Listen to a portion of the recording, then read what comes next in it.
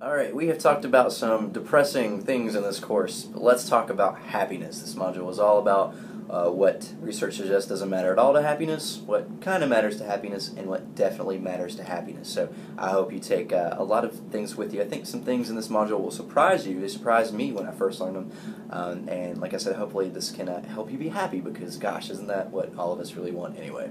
So let's talk about what doesn't matter. This might surprise you, but research has shown that money, not that big of a deal in terms of happiness. There's a very, very, very weak correlation between money and happiness. Now, I'm not saying that money can't make you happy, because if you don't have it, obviously that can be very problematic and cause sadness and all kinds of problems. So let's not be unrealistic here that money is completely irrelevant to your happiness. You need money to survive and to be happy.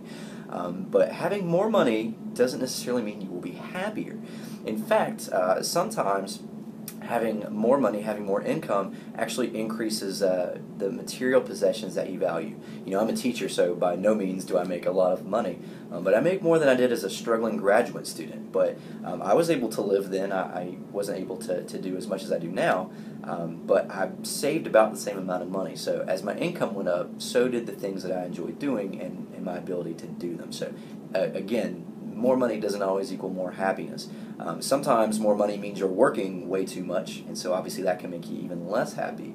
And sometimes wealthy people are just jaded, and it takes a lot to make them happy. So money, not that important to happiness. Who knew?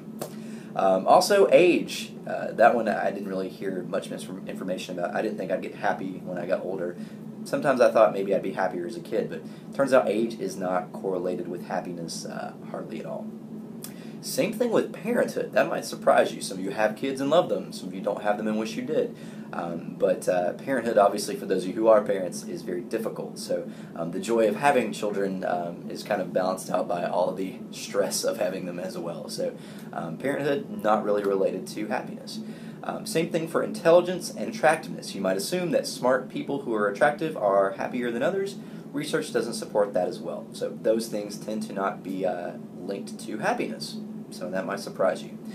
Some characteristics are somewhat important in terms of happiness, although far from being overwhelmingly important. One of those is health.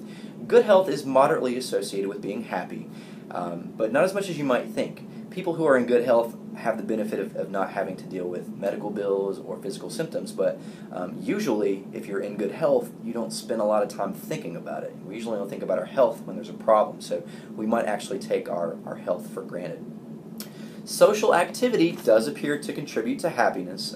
There's a moderate correlation there, but again, it's not as strong as you might think. Some people don't need social interaction to be as happy. Maybe they just have a few close friends that make them perfectly happy. Other folks get a lot of social interaction with people they cannot stand, so that they might not be happy at all. Religion is somewhat important to happiness, but not as much as you might think, once again. It's a modest correlation. Religion can definitely give people a sense of purpose, a sense of meaning. It can help them deal with death and some other difficult situations. But religion can also limit folks from pursuing happiness or be a source of conflict for them. So, again, moderate correlation with happiness, but not as much as you might expect. So if none of those things make us happy, Mr. Keene, what will? Well, again, research is research, so you have to always look at it, skeptically. But there are some characteristics that appear to be very important to marriage. These probably not important to marriage, to happiness. That was a Freudian slip. The first thing that is very important to happiness is marriage. Not just marriage, but love. And as those of you who've been in love know, being in love makes you very happy. You literally feel like you are just on top of the world, everything is great. When you don't have that, you just don't feel as happy. That's kind of a human fact that is almost always true for the vast majority of us. Marital satisfaction does predict personal feelings of happiness. So if you're in an unhappy marriage, you're more likely to be less happy than people who are in a happy marriage. So love is good, marriage is better, happy marriage is the best. That's kind of the theme there. Work is also very important to happiness. If you love your job, you're more likely to be happy. If you don't love your job, you're very less likely to be happy. That's probably very self-explanatory there. If you have a job that feels very meaningful, again, that can make you very happy. And then finally, one that we don't have as much control over is genetics and personality.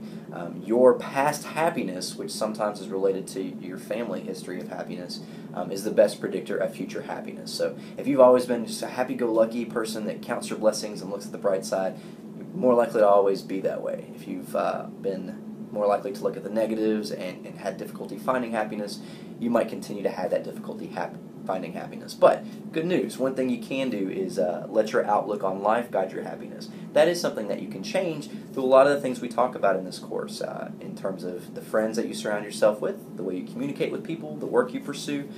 So there are a lot of things you can do to increase your happiness, but at least a little bit of it is outside of your control. So make sure you know what doesn't seem to be important, what's kind of important, and what is definitely important, and go find those things. Geez, go be happy. That's what I want for all of you, and myself too. So I'm going to go find something that makes me happy.